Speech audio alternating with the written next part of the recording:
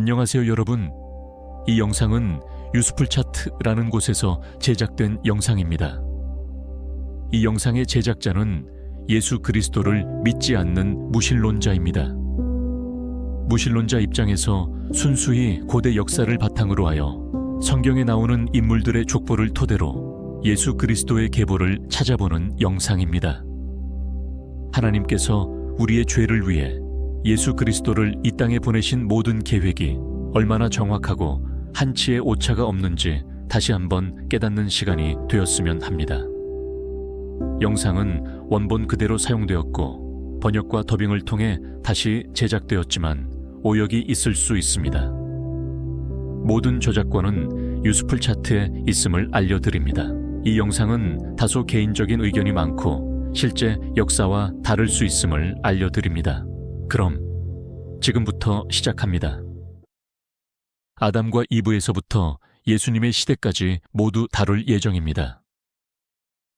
나무의 맨 위에는 당연히 아담과 이브가 있습니다. 성경에 따르면 이들은 하나님에 의해 창조된 최초의 두 인간입니다. 그들의 첫 두 자녀는 가인과 아벨이었습니다. 하지만 잘 아시다시피 가인은 질투로 인해 아벨을 죽이고 그래서 아담과 이브는 셋이라는 세 번째 아들을 낳게 됩니다. 성경 이야기는 셋의 후손을 통해 계속됩니다. 많은 분들이 셋이 누구와 결혼해서 자녀를 낳았는지 궁금해 하십니다. 성경에 따르면 아담과 이브는 이름이 언급되지 않은 많은 아들, 딸을 낳았다고 합니다. 그래서 전통적으로 셋이 자신의 누이 중 한 명과 결혼했을 것으로 추정됩니다. 그 이후의 세대도 사촌끼리 결혼했을 것입니다.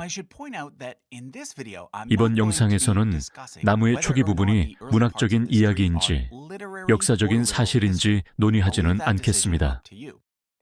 그 판단은 여러분께 맡기겠습니다.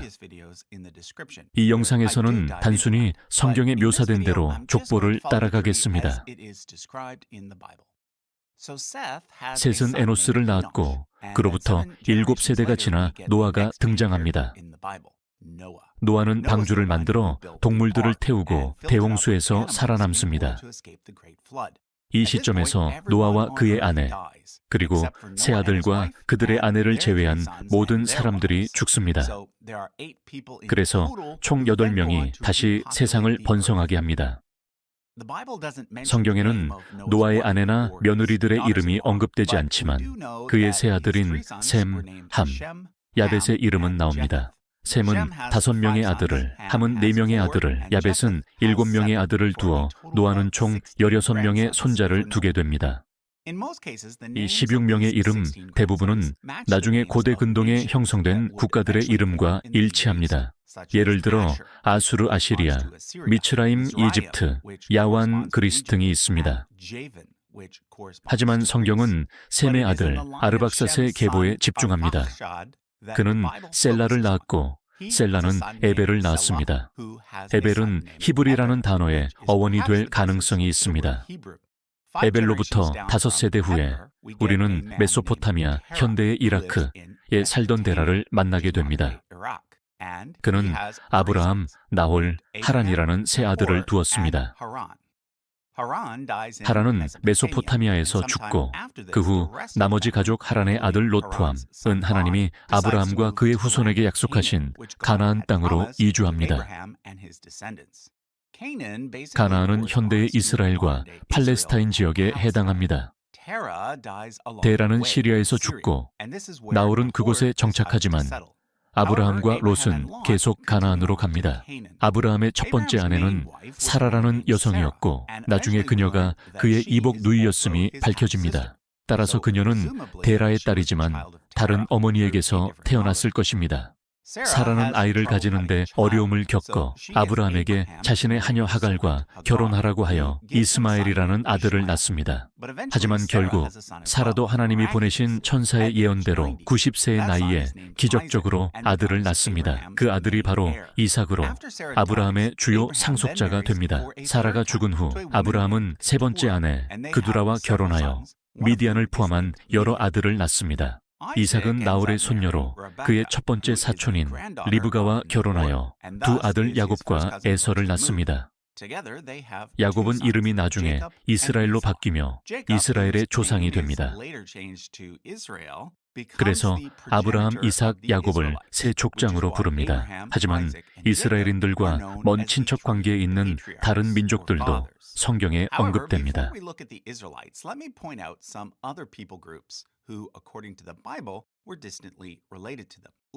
예를 들어 이스라엘과 유다 왕국이 설립된 후 그들의 가장 가까운 이웃은 모압, 암몬, 에돔 왕국입니다.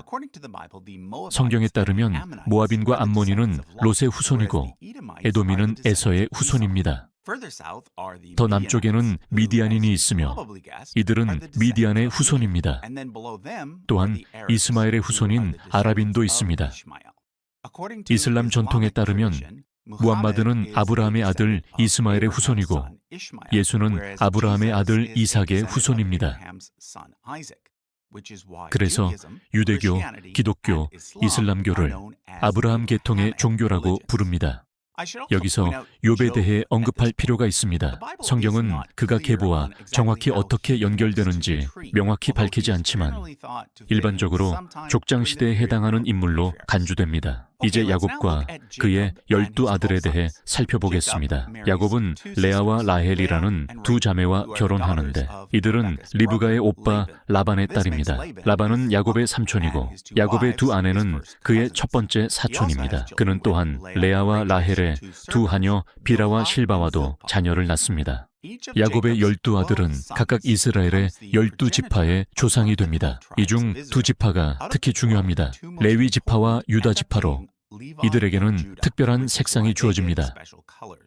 따라서 이 시점부터 레위 지파는 빨간색, 유다 지파는 파란색, 나머지 지파는 노란색으로 표시됩니다.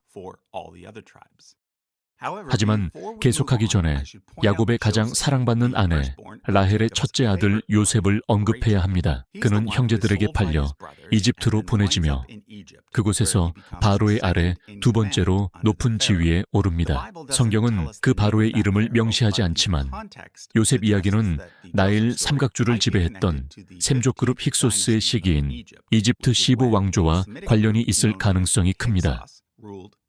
요셉이 이집트를 다스리는 동안 가나안에 기근이 닥치고 이에 따라 야곱의 가족 전체가 이집트로 이주하여 요셉과 재회합니다.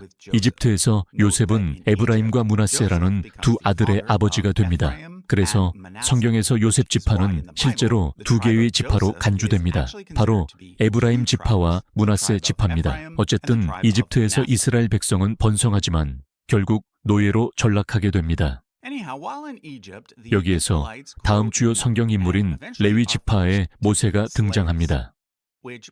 모세는 하나님께 선택받아 이스라엘 백성을 이집트에서 약속의 땅 가나안으로 이끄는 사명을 맡습니다. 그는 그의 형 아론의 도움을 받아 이를 수행하며 아론은 최초의 이스라엘 대제사장이 됩니다. 이스라엘 백성이 이집트를 탈출하는 이야기는 출애굽기로 알려져 있으며 홍해가 갈라지는 사건과 십계명의 수요와 같은 여러 유명한 사건을 포함합니다. 그런데 성경은 출애굽 이야기와 관련된 바로의 이름을 명시하지 않습니다. 그러나 가장 유력한 후보는 시간표를 문자 그대로 따를 경우 투트모세 3세 또는 문맥에 따라 따를 경우 람세스 2세입니다. 이스라엘 백성은 광야에서 40년을 방황하는데 이 기간 동안 모세가 죽고 결국 에브라임 지파의 여호수아가 이스라엘 백성을 가나안 땅으로 이끌어 정착하고 12지파에게 땅을 나누어 줍니다.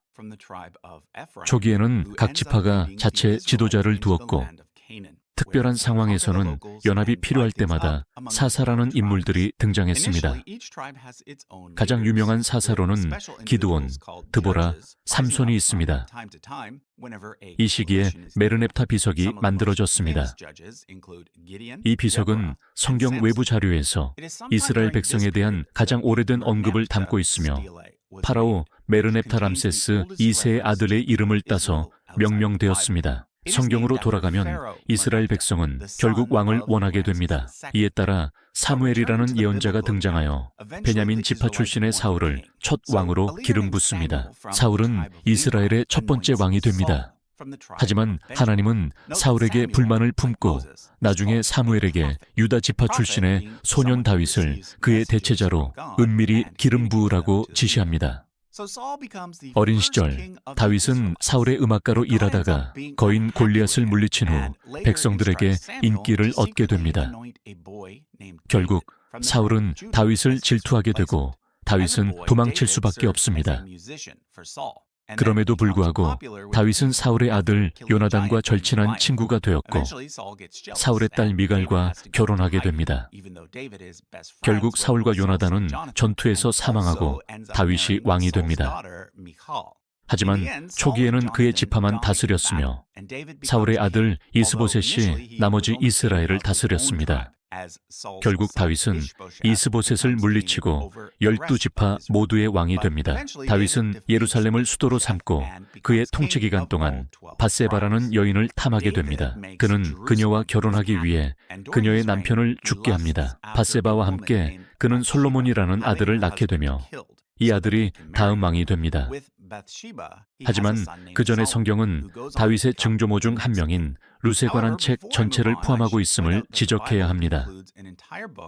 룻은 원래 모압 왕국 출신으로 마태복음에 예수의 조상으로 언급된 4명의 여성 중 한 명입니다. 성경에 따르면 솔로몬은 40년 동안 통치했으며 역사상 가장 지혜로운 사람으로 알려져 있습니다. 그는 잠언의 많은 부분을 쓴 것으로 여겨지며 그의 아버지 다윗은 시편의 많은 부분을 쓴 것으로 여겨집니다. 그러나 가장 중요한 점은 솔로몬이 예루살렘에 첫 번째 성전을 건축했다고 전해진다는 점입니다. 그는 그의 통치 4년째에 성전 건축을 시작했으며 이는 그의 사망 36년 전이었습니다. 숫자 36을 기억하세요. 잠시 후 다시 언급하겠습니다. 솔로몬이 사망한 후 이스라엘은 두 왕국으로 나뉩니다. 그의 아들 르호보암은 남쪽 유다 왕국을 다스리고 에브라임 지파 출신의 여로보암은 북쪽 이스라엘 왕국을 다스립니다. 이 차트에서 대부분의 이름 아래에 날짜가 표시되기 시작하는 시점이 바로 여기입니다. 이는 출생과 사망 날짜가 아니라 왕이 통치하거나 제사장이 봉사했던 기간을 나타냅니다. 기원전 930년 르호보암과 여로보암이 통치를 시작한 해이며 모든 성경학자들, 종교적이든 세속적이든 동의하는 가장 초기의 성경적 날짜입니다. 이 시점부터 차트의 모든 날짜와 많은 인물들은 성경 내부와 외부의 자료를 사용하여 확인할 수 있습니다. 예를 들어 열왕기상 14장에서 르호보암과 여로보암과 같은 시기에 통치한 이집트의 파라오 시삭에 대해 언급하고 있습니다. 이집트 기록에 따르면 943년부터 922년 전 BCE까지 통치한 쇼생크라는 파라오가 실제로 있었습니다. 이것은 일치합니다. 또한 이 차트에서는 BCE와 CE를 사용하며 이는 BC와 AD와 같은 의미로 사용됩니다. 기본적으로 이 두 용어는 상호 교환 가능하며 제가 BCE를 언급할 때마다 BC와 동일한 의미임을 아시면 됩니다. 오늘날 BCE와 CEE은 학술 출판에서 표준 용어로 사용되므로 BC와 AD 대신 이를 사용합니다. 이제 차트 왼쪽의 연대표를 설명하겠습니다. BC 930년은 역사적 날짜로 표시된 섹션의 시작을 나타냅니다. 이는 모두가 동의하는 날짜들입니다. 그러나 그 위에는 기독교 문자주의적 날짜로 라벨링된 추정 날짜들도 포함되어 있습니다. 이는 성경을 문자 그대로 받아들이거나 성경 내부적으로 특정 사건이 언제 발생했는지 알고 싶은 사람들을 위한 것입니다. 숫자 36을 기억하시나요? 930년에서 36년을 거슬러 올라가면 966년이 되며 이는 솔로몬이 성전을 건축하기 시작한 해로 간주됩니다. 이 날짜를 사용하여 다른 날짜를 계산할 수 있습니다. 예를 들어 열왕기상 6장 1절에서는 솔로몬이 출애굽 후 정확히 480년 만에 성전을 건축하기 시작했다고 말합니다. 이 숫자를 문자 그대로 받아들인다면 출애굽은 1446년 전 BCE에 발생했어야 합니다. 출애굽기 12장 40절을 참고하면 이스라엘 백성이 이집트에서 정확히 430년을 보냈다고 나와 있습니다. 창세기 47장 9절에 따르면 야곱이 이집트로 내려갔을 때 그의 나이는 130세였으므로 야곱은 기원전 2006년에 애 태어났다는 의미입니다. 계속해서 이삭은 야곱을 낳았을 때 60세였고 아브라함은 이삭을 낳았을 때 100세였으므로 아브라함은 2166년 전 BCE에 태어났다는 결론에 도달합니다. 다음 단계는 창세기 11장에 나오는 숫자를 사용하는 것입니다. 이를 통해 아브라함은 홍수 후 292년 후에 태어났다는 결론을 내릴 수 있으며 이는 문자적으로 홍수가 2458년 전에 발생했다는 것을 의미합니다. 노아는 홍수가 발생했을 때 600세였으며 창세기 5장에 따르면 아담과 하와 이후 1056년 후에 태어났으므로 아담과 하와의 창조는 4114년 전이 연이 됩니다.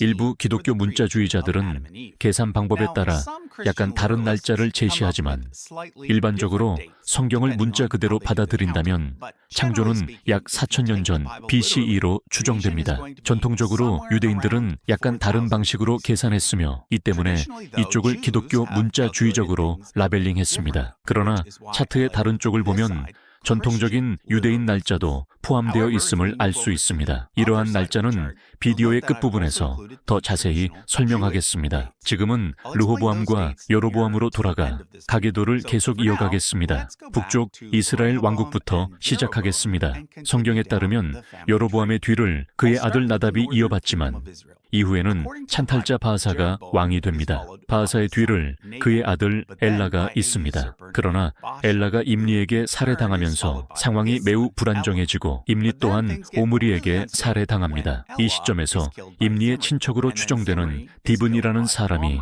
자신을 경쟁 왕으로 세우지만 결국 오므리가 승리하여 사마리아에 새로운 수도를 건설합니다. 비록 오므리가 성경에서 짧게 언급되지만 그는 매우 중요한 인물입니다. 오므리는 이스라엘이나 유다의 왕 중에서 이름과 업적이 성경 외부 자료를 통해 확인된 최초의 왕입니다. 이 자료는 840년 전 BCE경에 작성된 모압 왕국의 메사 비문입니다. 또한 이후 아시리아 기록에서 오므리의 이름을 사용하여 이스라엘 왕국 전체를 묘사하며 이스라엘 대신 오므리의 지배 땅이라고 부릅니다. 오므리의 뒤를 이어 아합이 왕이 되며 성경은 그에 대해 많은 내용을 다루고 있습니다. 대부분 부정적인 내용입니다. 그의 악행은 대부분 그의 아내 이세벨의 탓으로 돌려지며 이세벨은 페니키아 공주입니다. 이들의 통치 기간 동안 선지자 엘리야가 활동하였으며 이 시기 현재의 시리아에 해당하는 아람 다마스쿠스 왕국이 이스라엘과 충돌하게 됩니다. 이 충돌에 대해서는 성경과 다른 자료에서도 알 수 있습니다. 성경과 관련된 가장 중요한 고고학적 발견 중 하나는 텔 단 비문입니다. 이는 아람 다마스쿠스의 하셀 왕이 제작한 것으로 그가 아합의 아들 여호람과 다윗 가문의 아하시아를 물리친 내용을 설명합니다. 현재로서는 다윗에 대해 언급한 유일한 성경 외부 자료로 그에 대한 정의는 없지만 그의 후손 아하시아가 하셀에게 패배했다는 내용이 포함되어 있습니다. 이스라엘의 왕들로 돌아가 보면 성경에 따르면 여호람의 뒤를 이어 예후가 왕이 됩니다. 그는 오므리 가문의 다른 분파 출신일 가능성이 있습니다. 그는 이스라엘이나 유다의 왕 중 유일하게 현대적 묘사가 남아있는 인물입니다.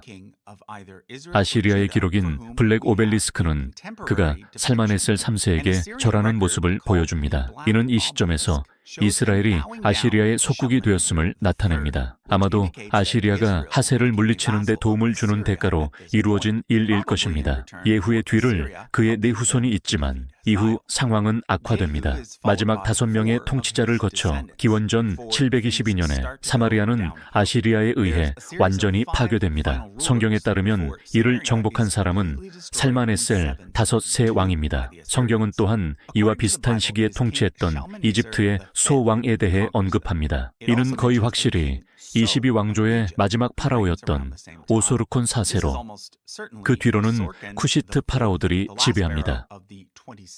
이제 유다의 왕들을 살펴보겠습니다. 북쪽과 달리 남쪽 왕국은 다윗 가문이 계속 통치했으며 적어도 한 번은 오므리 가문과 결혼 관계를 맺었습니다. 르호보암의 증손자 여호람은 아합 왕의 딸 아달랴와 결혼합니다. 여호람과 그들의 아들 아하시야가 사망한 후 아달랴는 유다의 왕위를 주장하며 다른 모든 계승권자를 제거합니다. 그러나 누군가가 아하시야의 유아 아들 요아스를 구출하여 7세가 될 때까지 숨깁니다. 이 시점에서 대제사장은 아달랴를 몰아내고 요아스를 왕위에 올려 다윗 가문을 멸망에서 구합니다. 요아스로부터 5세대가 지난 후 히스기야가 등장하는데 그는 유다의 가장 중요한 왕 중 한 명입니다. 그는 사마리아가 멸망한 직후 통치하며 이후 아시리아는 유다를 정복하려 합니다. 이 시점에서 아시리아의 왕은 사네립입니다. 그러나 사네립은 유다를 정복하지 못하는데 이는 부분적으로 성경에서 타르하카, 쿠시의 왕으로 언급된 강력한 이집트 파라오 타하르카의 등장 때문입니다.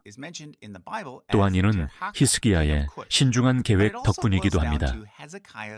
성경은 새로운 성벽 건축과 예루살렘에 물을 공급하기 위한 지하 터널 건설을 언급하며 이 둘 모두 고고학적으로 발견되었습니다. 이 시기에는 히스기야의 장인인 선지자 이사야도 활동합니다.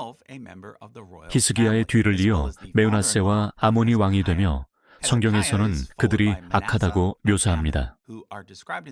이후 또 다른 어린 왕 요시야가 등장하는데 그는 모든 것을 바로잡고 그의 통치 기간 동안 유다가 번영을 누립니다.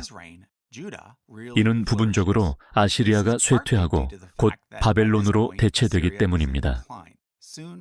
요시야의 통치 기간 동안 대제사장은 힐기야라는 인물입니다.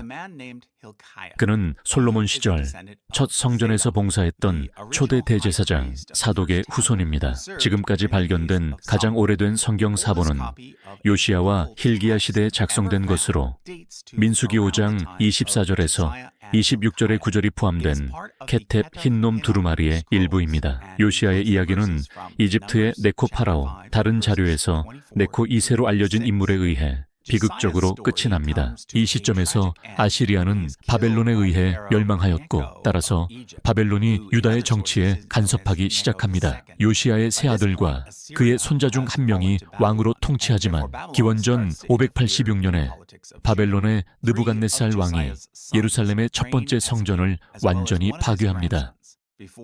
첫 번째 성전의 마지막 대제사장은 힐기야의 손자인 스라야이며 이 시기의 주요 예언자들은 예레미야와 에스겔로 둘 다 제사장 출신입니다.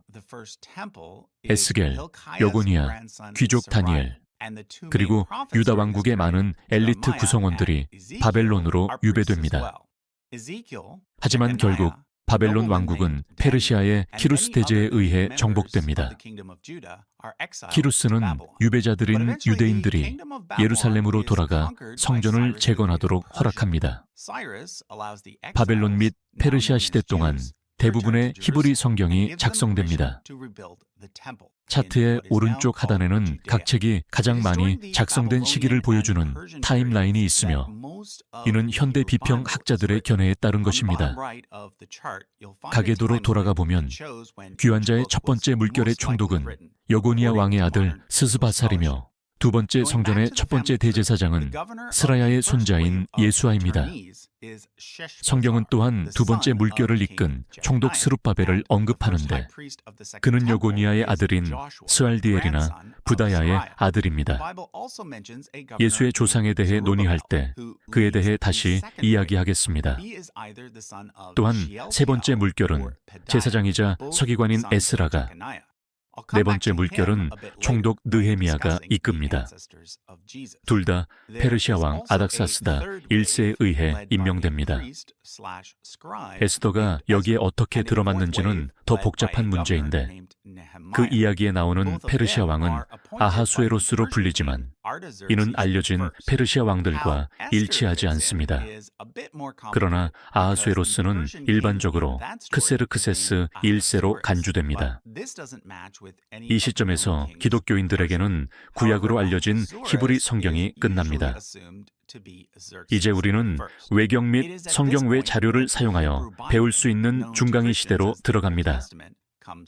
예를 들어 페르시아가 결국 알렉산더 대왕으로 잘 알려진 그리스 마케도니아 정복제에 의해 패배했다는 것을 알 수 있습니다. 그의 사망 후 그의 장군들이 제국을 두고 싸우며 결국 네 주요 지역으로 나뉘게 됩니다. 두 개의 주요 왕조가 형성되는데 하나는 프톨레마이오스 1세의 후손들로 다른 하나는 셀루코스 1세의 후손들입니다. 초기에는 이집트를 기반으로 한 프톨레마이오스 왕조가 유다를 다스리지만 이후 시리아를 기반으로 한 셀루코스 왕조가 다스립니다. 유대인의 자료를 사용하면 여호수아부터 마카비 혁명까지의 모든 대제사장의 이름을 알 수 있습니다.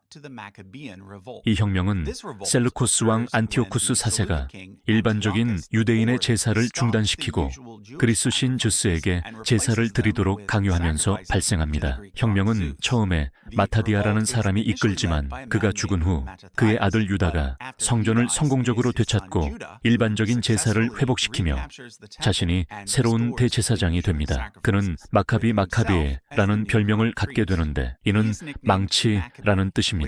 그래서 그의 가족 전체가 마카비로 알려지게 됩니다. 결국 하스몬 왕조로도 알려진 마카비 가문은 대제사장일 뿐만 아니라 군주로도 활동하게 됩니다. 처음에는 시몬과 히르카누스 1세 아래에서 공작으로 활동하다가 이후 아리스토블루스 1세 때부터 왕으로 활동하게 됩니다. 이 기간 동안 사네드린으로 알려진 입법기관도 형성되며 두 명의 지도자인 주고트, 스우곳가 이끌게 됩니다. 이는 일종의 대통령인 나시나시와 부통령 격인 아브 베이트, 딘, 아브 베이틴으로 구성됩니다. 하지만 결국 유대서는 하스몬 왕조의 두 형제 히르카누스 2세와 아리스토블루스 2세 간의 내전이 발생합니다. 로마가 개입하면서 유다는 로마 공화국의 속국이 됩니다. 추가로 하스몬 왕조는 결국 헤롯 왕조로 대체됩니다. 헤롯 대왕은 하스몬 왕조의 마지막 공주 중 한 명과 결혼한 인물입니다. 이 시점에서 왕권과 대제사장직이 분리되며 대제사장은 상속 대신 임명으로 그 지위를 얻게 됩니다. 예수는 헤롯 대왕 통치 시기에 태어납니다. 신약 성경에 따르면 그는 그의 어머니 마리아와 그의 친척 엘리사벳의 아들 세례 요한을 통해 관련이 있습니다. 가톨릭 전통에 따르면 마리아의 어머니는 안나였으며 아마도 안나와 엘리사벳의 어머니는 자매였을 것입니다. 따라서 마리아와 엘리사벳은 첫 사촌이며 예수와 세례 요한은 두 번째 사촌이 됩니다. 족보적으로 말하면 신약 성경은 예수의 양아버지 요셉에 대해 더 많은 것을 말합니다. 마태복음에 따르면 요셉은 야곱의 아들인 반면 누가복음에 따르면 요셉은 헬리의 아들입니다. 이 두 사람에 대해 다른 조상의 계보가 제공되었기 때문에 대부분의 기독교인은 한 계보가 실제로 마리아의 계보일 것이라고 가정합니다. 일반적으로 누가복음의 계보는 마리아의 조상을 기반으로 한다고 여겨지고 마태복음의 계보는 요셉의 조상을 기반으로 한다고 여겨집니다. 그러나 반대로 주장하는 사람들도 있습니다. 두 경우 모두 예수님의 조상이 스룹바벨로 거슬러 올라갑니다. 그러나 마태복음은 스룹바벨에서 예수님까지 누가복음보다 절반 정도 적은 이름을 제공하며 이는 마태복음이 일부 세대를 생략했을 가능성을 시사합니다. 실제로 그의 계보에서 다른 세대를 생략한 사실이 있습니다. 예를 들어 그는 아하시아, 요아스, 아마샤를 생략하고 여호람에서 우시아로 바로 넘어갑니다. 이는 아마도 그의 목록 전체를 14명의 이름 세트로 나눌 수 있도록 한 스타일적인 이유 때문일 것입니다. 또한 마태복음은 아사를 아사팍으로, 아몬을 아모스, 에이모스로 대체했는데 역시 스타일적인 이유일 가능성이 큽니다. 아모스는 예언자였고 아삽은 시편의 작가였으므로 이는 아마도 히브리 성경의 두 섹션, 토라 다음에 예언서와 성문서를 언급하기 위한 것일 것입니다. 반면에 누가복음은 다윗에서 스룹바벨까지 완전히 다른 이름 세트를 제공합니다. 마태복음은 예수님이 다윗으로부터 솔로몬과 이후 유다의 왕들을 통해 내려왔다고 주장하는 반면 누가복음은 그가 다윗의 알려지지 않은 아들인 나단을 통해 내려왔다고 주장하며 그 이후에도 여러 알려지지 않은 이름들이 이어집니다. 누가복음의 계보에서 마지막으로 주목할 점은 그가 여기에서 헤스론과 암미나답 사이에 그리고 아르박삿과 셀라 사이에 추가적인 세대를 삽입했다는 점입니다. 마태복음과 마찬가지로 이는 아마도 스타일적인 이유 때문일 것입니다. 전반적으로 누가복음의 조상 목록에는 77개의 이름이 있으며 이는 7 곱하기 11입니다. 이제 다시 헤롯 대왕으로 돌아가 보겠습니다. 그가 죽은 후 그의 왕국은 네 부분으로 나뉘어 각 부분을 분봉왕이 다스리게 됩니다. 그러나 그의 아들 헤롯 아켈라오가 유대 지역의 주요 부분을 차지합니다. 그는 10년 동안 통치한 후 왕권이 폐지되고 유대는 총독이 다스리는 로마의 속주가 됩니다. 이로 인해 예수님이 십자가에 못 박히실 때 그를 사형에 처한 사람은 로마 제국을 대신한 본디오 빌라도가 됩니다. 또한 세례 요한의 참수와 관련하여 언급된 헤롯은 헤롯 대왕도 헤롯 아켈라오도 아니며 그의 조카딸 헤로디아와 결혼한 헤롯 안티파스입니다. 예수님이 돌아가신 지 약 10년 후 유대의 군주제가 잠시 회복되어 헤롯의 손자 아그리빠 1세가 왕위에 오르고 이후 아그리빠 2세가 뒤를 이었습니다. 신약성경 사도행전에서는 아그리빠 1세를 헤롯이라고 부르고 아그리빠 2세는 단순히 아그리빠라고 부릅니다. 사도행전에서 언급된 또 다른 인물은 유대교사 가말리엘입니다. 성경에 따르면 바울은 기독교로 개종하기 전에 가말리엘 밑에서 공부했습니다. 유대인 자료에 따르면 가말리엘은 예수님 시대 직전에 살았던 또 다른 중요한 유대학자인 힐렐의 손자입니다. 유대 문학에서는 힐렐의 가르침이 그와 동시에 살았던 샴마이의 가르침과 종종 대조됩니다. 힐렐은 사네드린의 나시로 봉사했으며 샴마이는 아부베이트 딘으로 봉사했습니다. 이 시점에서 사네드린의 지도자는 가말리엘의 아들 시몬입니다. 그는 마지막 대제사장과 함께 파괴 동안 살해되었으며 이후 유대법의 감독은 요하난 벤 자카이라는 사람에게로 넘어갑니다. 그는 근처의 얌네 마을에 최초의 라비 학교를 설립합니다. 또한 바벨론의 엑실라르크, 엑실라시들을 언급하고 싶습니다. 이들은 바벨론 후에는 바그다드르에 살며 다윗 가문의 직계 후손으로서 유대 공동체를 이끌었던 남성들이었습니다. 예수님과 마찬가지로 그들의 계보는 스룹바벨에서 유다의 마지막 왕들까지 거슬러 올라갑니다. 그들의 존재 기록은 1258년까지 이어집니다.